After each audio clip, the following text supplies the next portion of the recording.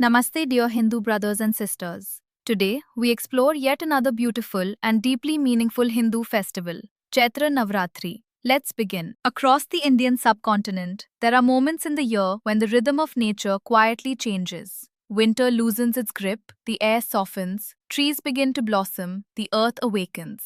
In the traditional Hindu calendar, this moment is known as Chaitra, the first month of the lunar year, and with it arrives a sacred observance that has been honored for centuries. Chaitra Navratri, 9 nights dedicated to the worship of Shakti, the divine feminine energy that sustains the universe. To many people today, Navratri is associated with the grand celebrations of autumn, with Durga Puja, Garba dances, and the burning of Ravan during Dasera. But there is another Navratri that arrives earlier in the year, quieter, more contemplative, and yet deeply significant, because Chaitra Navratri marks the beginning of the Hindu year itself. Across India, this moment of renewal is celebrated in different ways.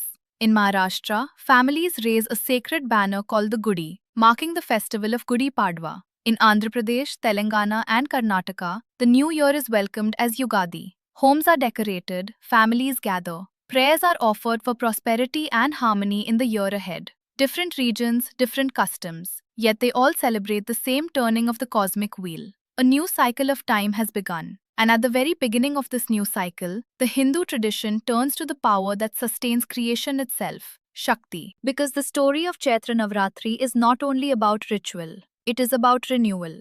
Renewal of the earth, renewal of society, and renewal of the human spirit. Hindu scriptures often speak of a recurring pattern in the universe. Whenever disorder rises, whenever arrogance and injustice threaten the balance of the world, the cosmic order responds. The Devi Mahatmya, one of the most important scriptures dedicated to the goddess, tells such a story. There was once a powerful asura known as Mahishasura. Through great austerities, he obtained immense strength, but power without wisdom soon turned into tyranny. Mahishasura conquered the heavens. He defeated the Devas, and chaos spread across the worlds. The gods, unable to defeat him alone, gathered together. In their desperation, something extraordinary happened. From their combined divine energy emerged a radiant form, a warrior goddess, Durga. Each deity offered her a weapon. Shiva gave his trident, Vishnu gave his discus, Indra gave the thunderbolt. Riding a lion, Durga confronted Mahishasura. What followed was a battle that lasted 9 days and 9 nights. The struggle symbolized something deeper than a mythological war.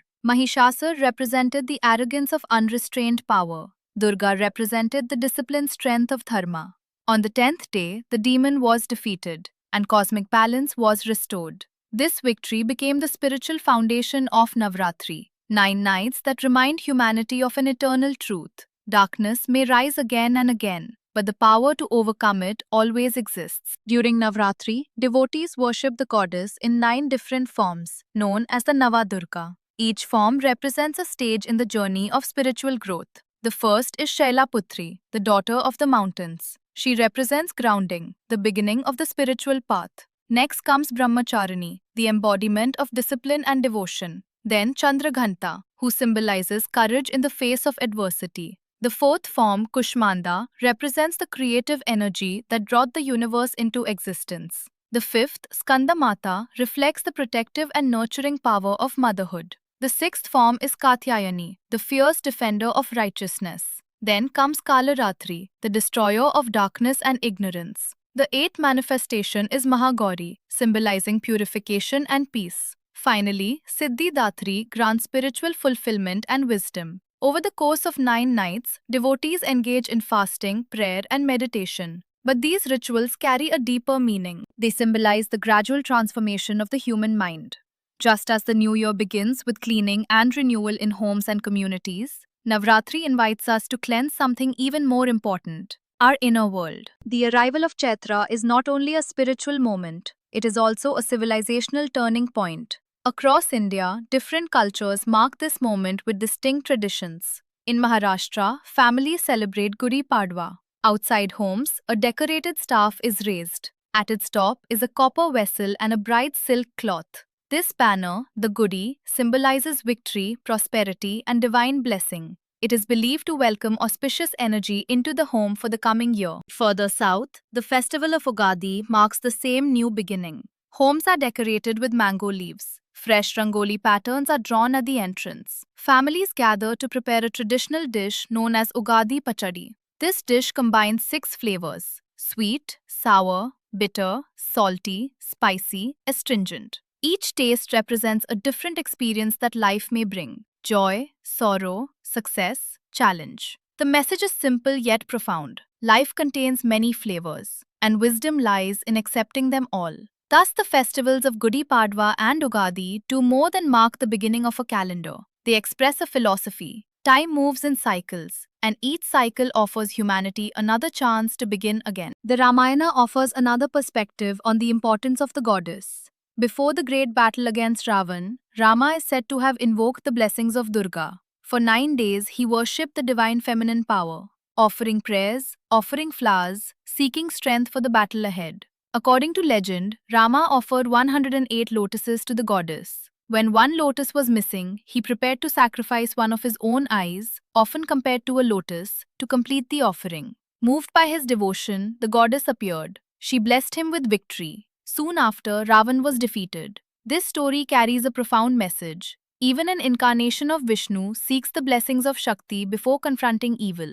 In the dharmic worldview, divine forces cooperate rather than compete. Power and wisdom must move together, and true strength always flows from humility. The stories of Navratri speak of demons defeated by the goddess, but their deeper meaning lies closer to home. The real battle is not only fought on distant battlefields, it unfolds within the human mind. The demons described in ancient texts represent the forces that disturb our inner balance: anger, greed, fear, arrogance, ignorance. During the 9 nights of Navratri, devotees symbolically confront these forces. Each prayer, each act of discipline, each moment of reflection becomes part of that journey. And by the 10th day, Vijayadashami, the victory of Dharma is complete. As families celebrate Gudi Padwa, as homes welcome the new year through Ugadi, and as devotees honor the goddess during Chaitra Navratri, all these traditions point toward the same timeless idea. Every year, humanity is given another opportunity, an opportunity to renew, to restore balance, to awaken the power within. Because whenever Dharma is threatened, whenever darkness begins to rise, the ancient tradition reminds us of a simple truth: Shakti awakens.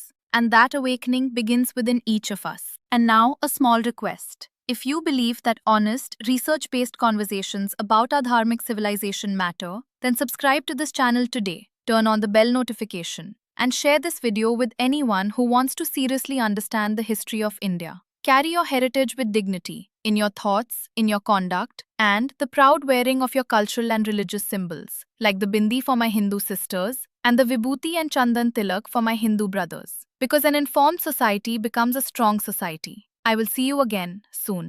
Jai Hind, Jai Bharat, Vande Matram.